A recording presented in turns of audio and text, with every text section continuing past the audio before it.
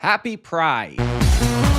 Still allowed to say that? And what better way to celebrate Pride Month than with gay trauma? We love gay trauma. A couple weeks ago, we talked about the first half of Half Man, and it was outrageous, really. So outrageous, I didn't think it could surprise me anymore, or get any worse. So color me surprised when the show not only got worse, but it surprised me. Just to recap, last time we saw them, Niall pretty much ruined Ruben's chances of avoiding prison after telling the truth about Albie's assault. And I thought that was going to lead directly into the wedding, and the rest of the show would be about the fallout at the wedding. And I was deeply wrong. Like, very, very wrong. Believe it or not, something much worse happens. Like, so much worse. So why don't I stop the yapping and get right into it? Ladies, start your engines. Get yourself a snack, a drink, sit back, relax. Relax right now. And subscribe down below so you can help a gay in need this Pride Month. Corporations aren't doing it, but you can. It's free. Go ahead. I'm waiting. Do it. The real tragedy is all of this could have been avoided if men knew how to talk about their feelings. Yeah. It's present time, wedding guests are in disarray, and the police are breaking down the barn door where Niall and Ruben are arguing inside. And it cuts to earlier, Ruben's speech at Niall's wedding, and it all boils down to Niall is a man who knows what he wants, and he's not afraid to take it. And whatever he's taken is clearly what has sent their relationship over the edge. And again, I thought it was the court case. I was deeply wrong. So back to the story, some time has passed since the court date. So much time, in fact, that all characters have been recast. Except the mum. It's been roughly 14 years and 7 months since Niall pretty much sent Ruben to prison. And Niall's life has gone to shit. Like, real shit. He briefly went to Oxford University, but couldn't handle the pressure and had an emotional breakdown and dropped out. 5 years prior to this, he sold a book, and he sold less than 100 copies. And now he spends his days with his next literary endeavor, a book that he has failed over and over again to start properly. Because as much as he tries, he can't find the right angle on his own childhood story. And it's now 2008, so things have gotten better for the gays, but not good enough that Niall would come out of the closet. He's still in denial and says that he's not gay, he just likes to have sex with men. So, like, he'd make a great Mormon. And like any good closeted homosexual in deep denial, Niall is very promiscuous. He spends his free time sleeping with many men. In fact, it's almost like his life mission is to have sex with every willing man on Earth. His life really is a never-ending rotating door of dicks. And because he's not accepted himself, Niall continues visiting cruising public spots to have said sex. Sometimes he has an audience, other times he is the audience. And in one of those days where he is the audience, he sees his high school bully, Gus. Remember Gus? The guy that Ruben beat up and left all bruised and battered? Getting his backside rammed by some guy in the back of a car. And I don't know if I like the trope of the homophobe is a closeted homosexual in deep denial, because it kind of undermines the role that straight men play in homophobic attacks. It almost absolves them because even when they're the perpetrator, somehow they manage to blame someone else, in this case, gay men. Same way that they blame women when they abuse them. You know, she made me do it, she was dressed that way, etc., etc. That said, it's something that happens. Happened to me. My childhood bully was super homophobic, and he was secretly in anonymous chat rooms looking for men to double fuck him while he wore women's lingerie. But to everybody else, he was the scary drug dealer. Funny that. And Gus mentions he ran into Ruben recently, which sends Niall into full panic mode because Niall thought Ruben was still in prison. So he goes to warn his mom of the impending doom, only to find out she already knew. In fact, Ruben's been out for 2 years now. But that's a good thing. It's 2 years that he hasn't come after Niall to kill him. And if you were wondering, though Niall isn't out, his mom now knows that he is gay because her brother, his uncle, caught him frolicking with a random guy in some public toilets a few years ago. But on a positive, Lori admits that she should have noticed it. It was right in front of her. Yes, it was. And he asks his mom if they mentioned Niall in conversation, to which she replies, yes, we did. He had that smile where he smiles with his mouth but not his eyes, you know, the one he has right before he's about to kick off. So Niall goes back to his place, and the first thing he does is hides all the gay porn, just in case Ruben comes a-looking. Yeah, he's still very much afraid that Ruben will find out that he's gay. Mind you, he's 37 now, Ruben is 39. It gets to a point. Right? It gets to a point where I gotta tell you, everyone knows that you're gay. One look at you. It's all it takes. He also reaches out to Joanna. Remember Joanna? She's still around. She's got 3 kids now, and she confirms that Ruben is indeed out because a while back, he came around apologizing to her and said that she was the last person he was apologizing to. That infuriates Niall, of course, because he was expecting an apology from Ruben and he never got it. So, like, he is scared of Ruben, but he's also angry at him and wants to act out. This would have been the perfect opportunity for Niall to mind his own business, but he is stuck because he can't write this damn book because he's missing his inspiration, his Ruben. So naturally, Niall decides to stalk Ruben. And he is really not happy when he sees that Ruben is now with Mona. Remember Mona, the girl who raped him when he was 15 while Ruben held him down? Yeah. He goes through some Facebook posts. Facebook, remember that? He finds out that Ruben and Mona got together pretty much as soon as he left prison, which was roughly a year and a half ago. And Maura is in a wheelchair. So after the court case, Laurie and Maura's relationship deteriorated because they couldn't come to terms with the fact that Niall was responsible for sending Ruben to prison. Which means Maura never fully accepted or dealt or processed the fact that her son is an absolute fucking monster who deserves to rot in prison. Okay. Eventually, they broke up and years passed and Maura had a lot of pains and a lot of aches and she didn't have her son, so she tried to take her own life. She hung herself, but the rope broke after about a minute, leaving her brain dead. And that happened when Ruben was still in prison, so he called Laurie to help him, and that's how they kind of reconnected. And Niall can't leave it alone, and he keeps scrolling through Facebook posts until inspiration hits him. Instead of starting his book with, "When I was younger, I always felt different," he starts with, "When I was younger, I destroyed my brother's life," because Ruben is the only inspiration that Niall can find around him. Ruben is his muse. And Niall tries printing his book in the library because he doesn't like sending it digitally to his editor, but he can't. Because he can't afford the printing costs. He's so broke, he ran up a fucking tab at the library. Imagine running a tab of £2,000 at the library. Now, come on now. So Niall does what Niall always does when he's at the library and he's slightly bored or distracted or going through something. Anonymous sex in the toilets. But this time they're interrupted by a knock on the door. It's the head of the library. And he's been filming the bathrooms ever since he saw them pop up online as a popular cruising spot. Oh boy. And he's caught Niall with many men.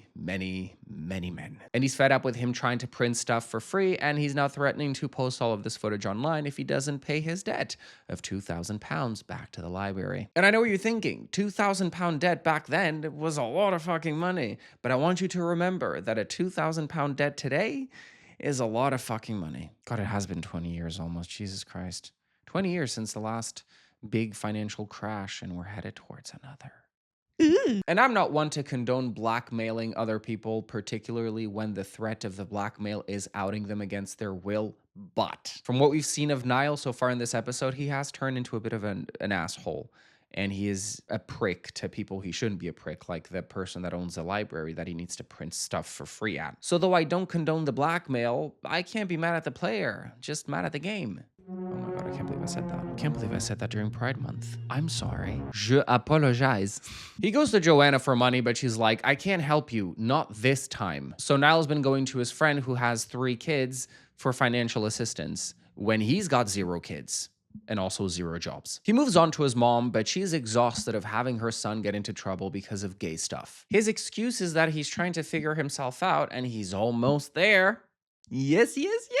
Oh, Niall, you silly sex addict. And to everyone who complimented my Scottish accent when I said Glasgow last time, his mom says, "What's it gonna take to push you over the edge then? A fucking intergenerational gangbang."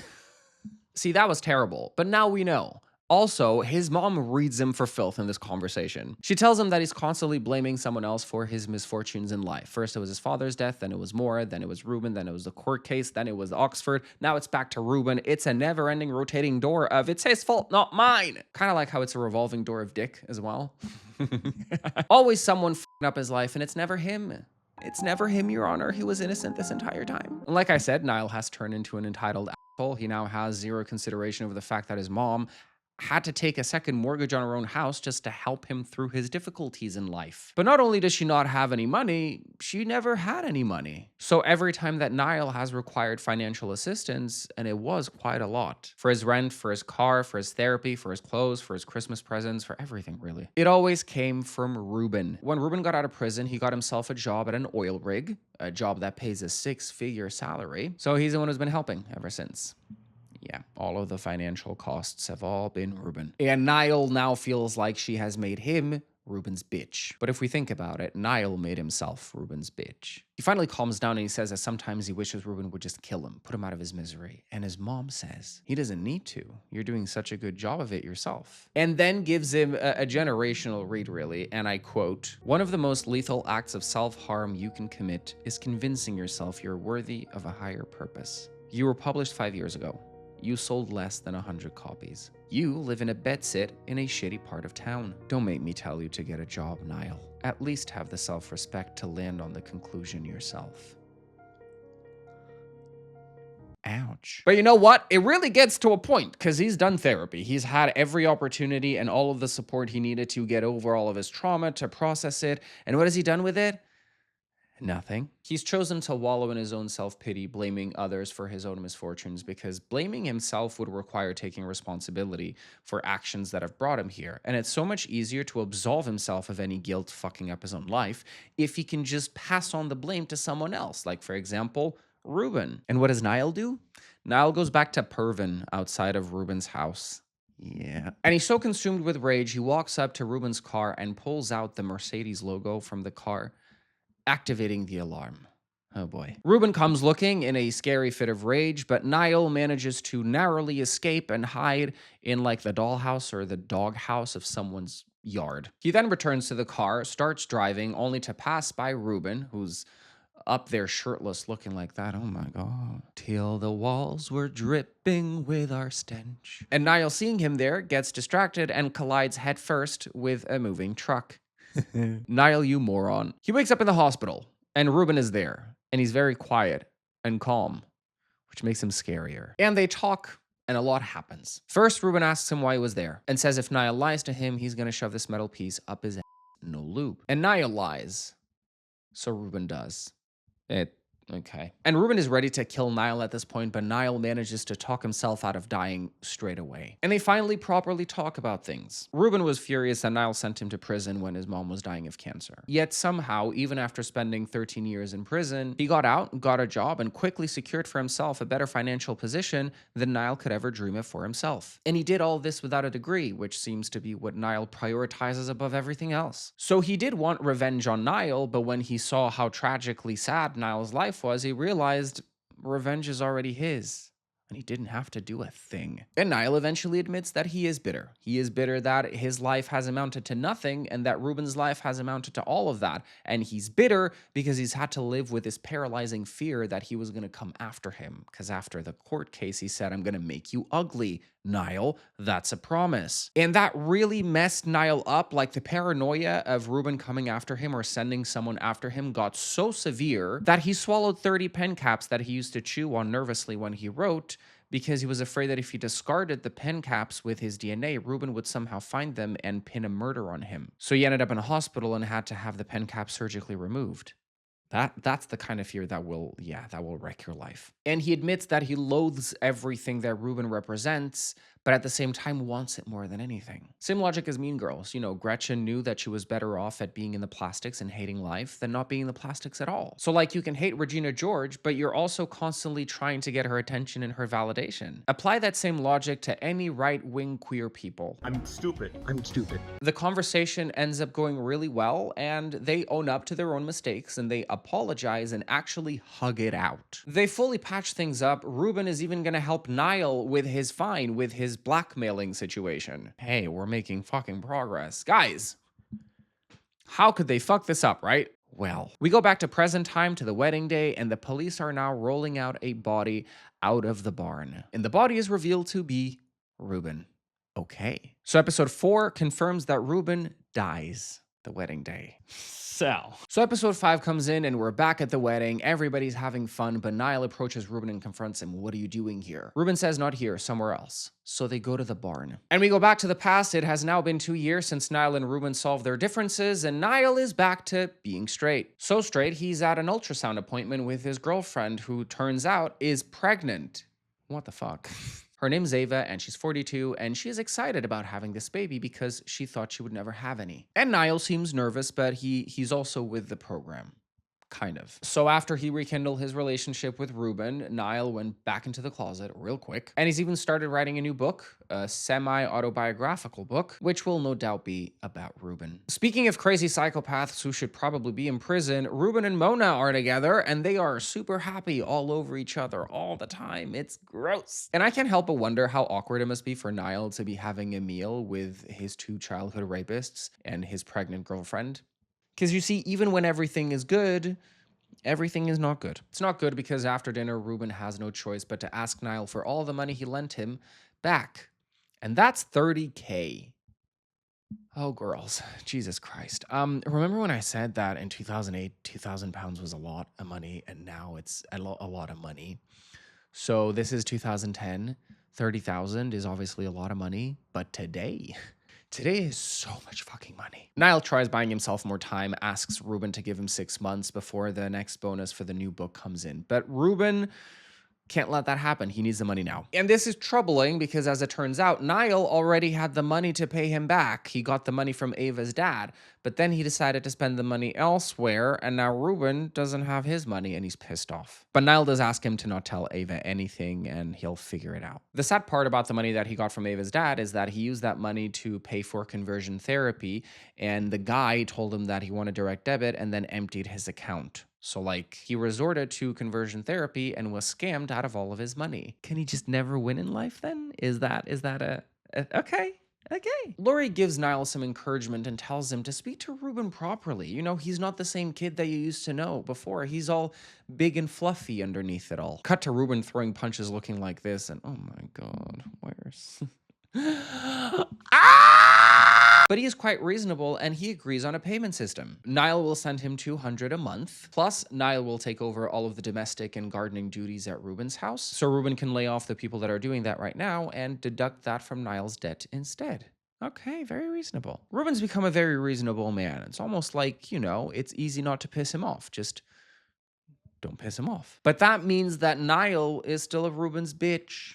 Aww. Also, Ruben is super stressed with Mona because Mona now wants to teach dance lessons to have a life of her own, which to Ruben sounds really ungrateful and really stupid because she's his wife and he's already given her everything. He's a really nice guy. Worse than that, he now has it out for the guy who gave her that idea in the first place, Benji. So one night after finishing his chores, Niall has a moment with Mona. She's really unhappy because Ruben won't support her and is really aggressive and violent on top of it all. And Niall, who's already mad at Ruben for making him do these chores and making him feel like he's his bitch, almost flirts with Mona and tells her how he remembered seeing her dance earlier in school and how free she looked.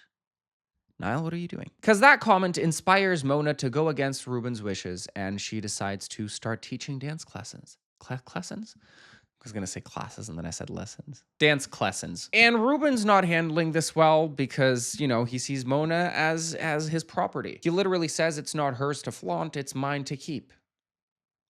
What the fuck? So he orders Niall to keep an eye on her, to stalk her, to spy her. He literally has no choice but to do it, otherwise he'll tell Ava that he never got the money from Niall. So Niall does, and he witnesses a hug between Benji and Mona that she definitely did not welcome. And then over drinks, Mona spills, because she always spills her guts when she drinks, that Ruben is practically infertile. Technically low fertility, but it might as well be none. And for men like Ruben, this is really difficult to accept, because normally these men's purpose in life is to pass on their seed. So when they are the problem, he's scared that she'll leave him for some guy who can give her what he can't. And he really wants kids because he wants to raise a son and finally break the cycle, which is crazy talk considering Ruben is the cycle. And Mona is hell-bent on teaching these dance classes because without them and without kids, she's afraid she'll spend her entire life in Ruben's pockets. And that inspires Niall to fully commit to Ava and this baby and the relationship and a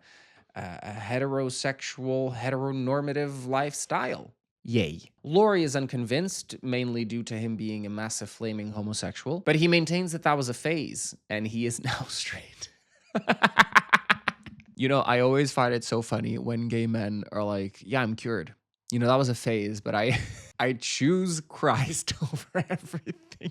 God has shown me the way. You start talking to God and you stop liking dick. Isn't that great? He'd be a great Mormon. It seems that Niall's favorite hobby is lying to himself, but there's one person that he can never lie to.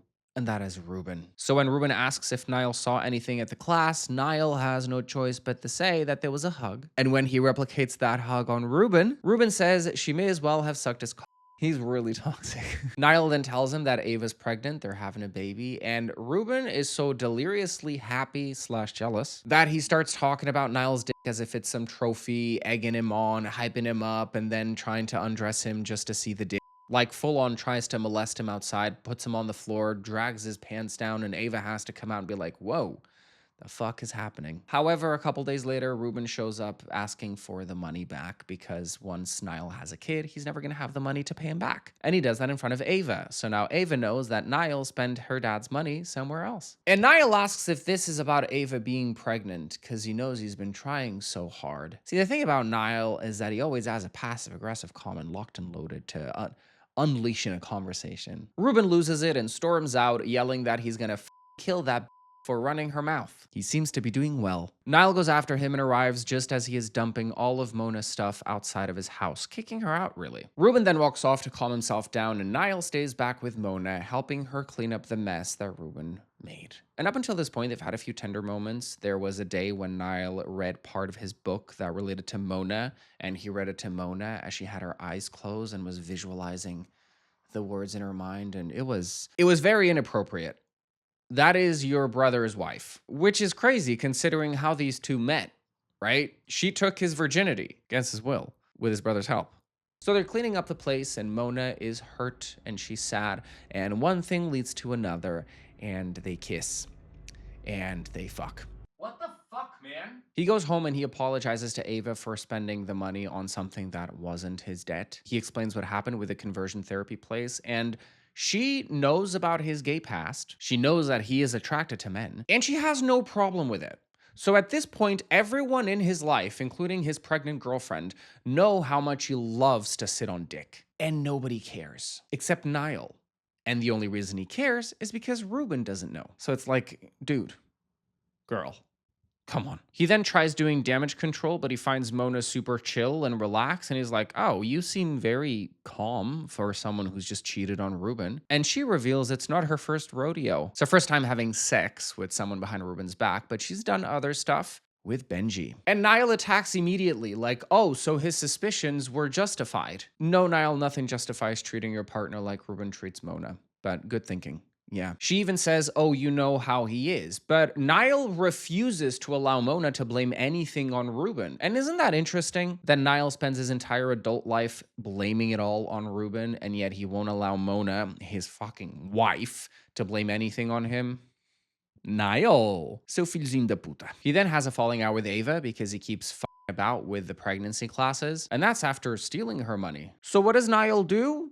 He calls Ruben because he has some information on Benji, but it goes straight to voicemail. And it goes to voicemail because Ruben is currently offshore working. So Niall drives up there to Aberdeen to get information on how to contact him, only to realize that Ruben doesn't work there, actually. He tracks him down to where he's staying and finds out that Ruben was laid off pretty much within a week of starting because he pushed his supervisor against the wall and threatened to kill his entire family. Right. And has ever since been maxing out credit cards, trying to maintain appearances. And that's why he was asking Niall for all the money back ASAP, because he is broke as fuck too. But Mona can't find out, because it's not just about the job, you know. Ruben is already unable to give her kids. If he's now unable to provide for her, he'll be completely worthless as a man. The type of pressure men put on men and ends up ruining the lives of men and everyone around them. And Ruben even says at the end, I still trust you more than anyone else. Not knowing that he's the guy who just fucked his wife. So ridden with guilt, Niall takes refuge in a twink's house. And I can say that because I actually mean twink when I say it. I don't mean like most of you online. In fact, this was 2 twinks, because Niall is the oldest living twink ever. He goes home and is honest with Ava about where he's been, and that's pretty much the end of their relationship.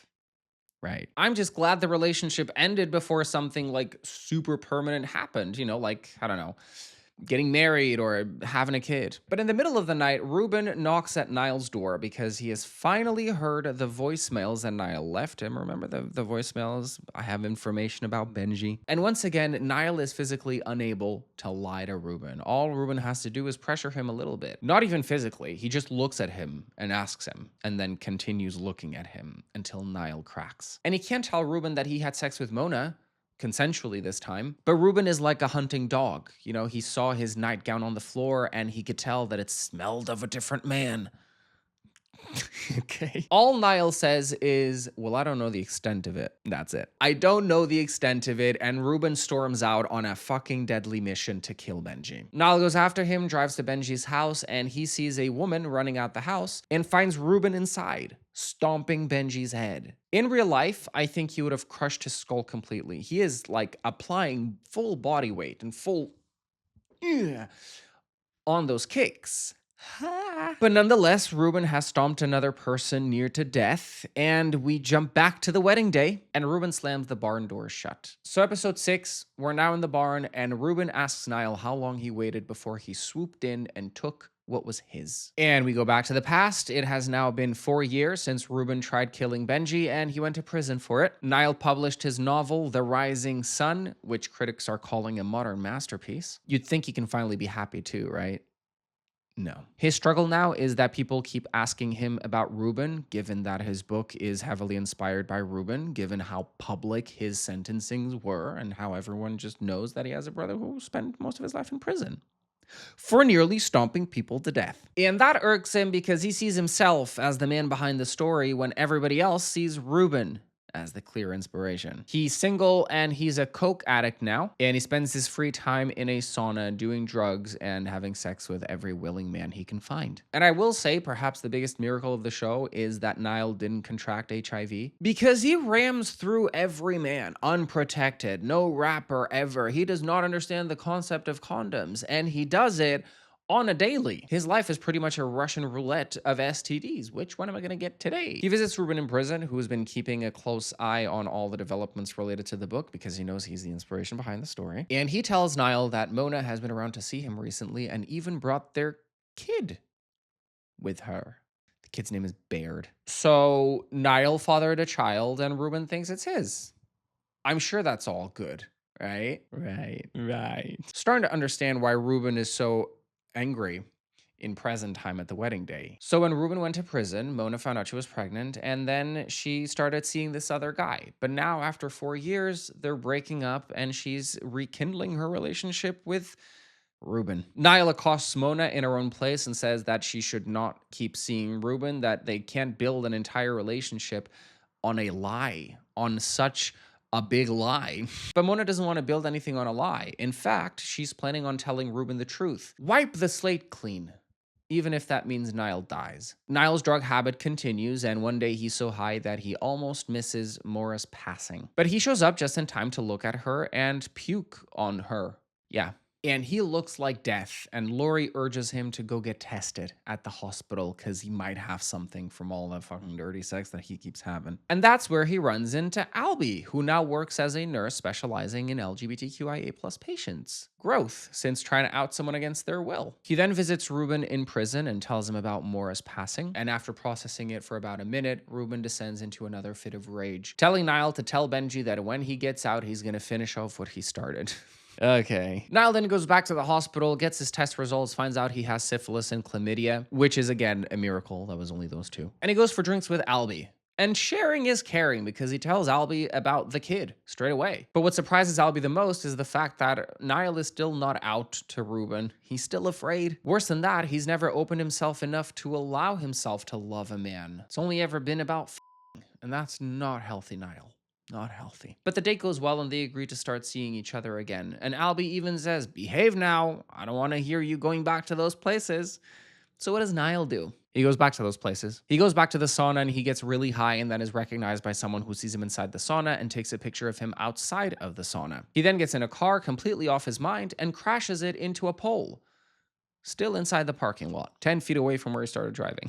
So he's arrested, which is not ideal considering today is Mora's funeral. He's eventually charged after his blood results accuse meth and crack cocaine, and he rushes to the funeral. Ruben is there with Mona and their child, Baird. And Ruben then delivers a eulogy or a speech, I don't know, but it's super sad, and he basically apologizes to his mom for being such a shit son, for breaking his promises to her, always disappointing her, and overall just being a burden in her life. Yeah. Too little, too late. innit? Well, Niall, can he help himself? And he corners Mona when she goes to the bathroom. And Mona is dead set on telling Ruben the truth. Because she told herself she would wait 4 years, and if after 4 years the guilt was still there, she would do something about it. And now she's going to do something about it. Niall says she might as well kill herself because that's what she'll be in the end either way. And she says, do you want to know the one thing that stops me from telling him most of all? It's not fear of how he'll react or how upset he'll be. It's because I can never quite figure out whether I want to tell him just to f with you. And Ruben shows up and he just heard most of the conversation and now wants to know what Mona was going to tell him. Mona, who up until now was full of courage, immediately realizes how much easier it is said than done, especially when she sees how upset and riled up Ruben got. Something's telling her that Niall is not the only one who's going to die if he ever finds out.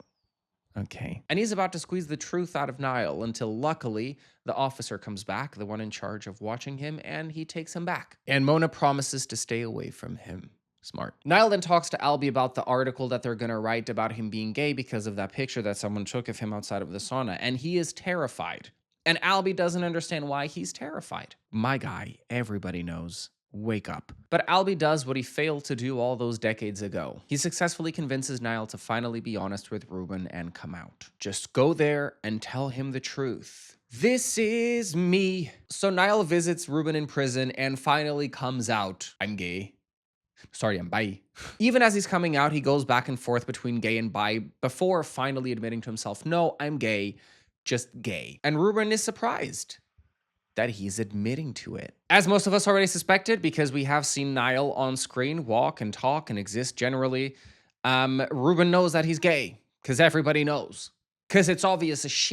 So like, Ruben is not upset in the slightest. If anything, he says, he feels proud. They can call us gay and proud now. And Niall is as relieved as he is dumbfounded by how cool Ruben is being, especially considering how homophobic the slurs were that he used to use. But Ruben says he used to use other insults as well, like ugly and thick, yet Niall wasn't affected by them as much. Which I understand in the sense that Ruben maybe used homophobic slurs not to be homophobic per se, but just to be insulting, because that's something that happened to me as well. I also had people in my life who used homophobic slurs as something offensive, not necessarily wanting to be homophobic. And once they found out that I was gay, they stopped using them. But you can't tell people that words are only going to affect you if you let them, because it's easier said than done. And it's also very irresponsible coming from the person that was saying those things. Ruben is essentially excusing himself of all the blame that he sees Niall trying to put on him for never having come out.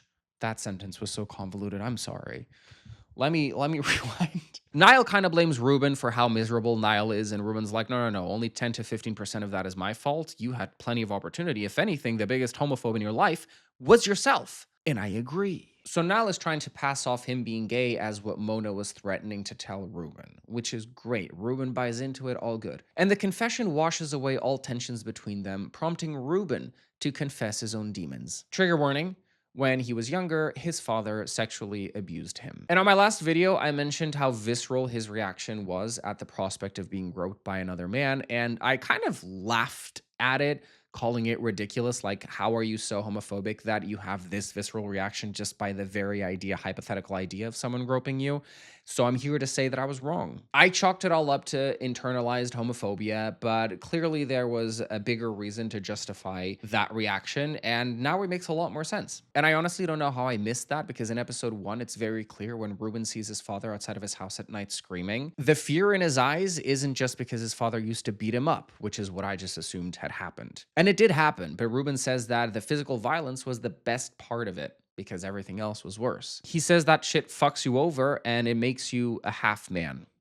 That's where it comes from. He also says that the worst part is that his body would sometimes respond. And I think this is very important because too often the body responding to the assault is used as an excuse as to why it's not rape or it's not an assault. It doesn't fucking matter how the body responds. What matters is consent. But it's clear that his body had responded in the past several times to the point where he even ejaculated, and that has made him feel even more ashamed. And something finally clicks in Niall It's almost like he finally understands why Ruben is the way he is, that he's had to force himself to be this stoic, imposing, threatening man. And it's a heartbreaking confession that brings them closer together. Now they're in tears, laughing at how silly they've been all these years, that all of their problems have basically been about lack of communication. And they've both spent their entire lives hiding parts of themselves or not talking about certain parts, and that has essentially driven them to this tragic existence. And the relief of these confessions prompt more confessions. More honest time, really. Yay! Niall says he's seeing Albie, he might be the one. And Ruben laughs about the fact that he spent a decade in prison because Niall wanted to tell him he was gay, and he wouldn't have cared. He wouldn't have cared. Ruben had sex with Celeste, the French exchange girl, when he got out of prison. Not that we care, we don't. Oof. Niall hates Maura, Ruben's mom. Ruben hates Lori, Niall's mom. And they are laughing. They are...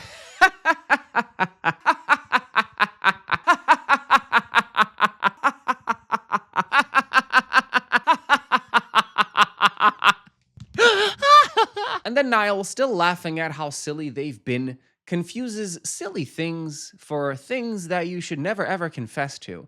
And he says, I f***ed Mona while you were away. Baird is my son. It's not fucking funny. Ruben's expression immediately changes. Niall's fucked it. And it cuts straight to the barn. Ruben is on top of Niall, picking back up from where we left off in episode 1. And then he starts smothering Niall, who finally fights back. Yay. Well, he tries to, but I mean, have you seen the size of Ruben compared to him? The strangest part is how everyone at the wedding just let Niall disappear with Ruben for God knows how long. Hello. What? What do you mean? What the fuck do you mean? Albie, how are you gonna let Niall out of your sight at your wedding when the man who nearly killed you is there to kill him? I don't understand. So Ruben and Niall are fighting, and in the struggle, Niall pulls a knife from his high socks and stabs Ruben on his side. Right here. Ugh! Ow. Ow. My God, I must be like Ruben. I just don't know my own strength. But Ruben persists over Niall, and he smothers him to death. He looks Niall in the eye as he slowly squeezes the life out of his body. Yep. And the whole time he's on top of Niall, he is grunting like an animal, like he has just completely lost all of his humanity, all of his rationale, and he's just become a killing machine, intent on smothering Niall, and he does. Ruben then gets up in pain because of the stab wound, and he looks at Niall's corpse, and he grunts. The end. So in the end, they both died. 2 lives completely destroyed by lack of communication. Ooh, what a show, guys. What a show. What a fucking show, guys. Huh? Wow.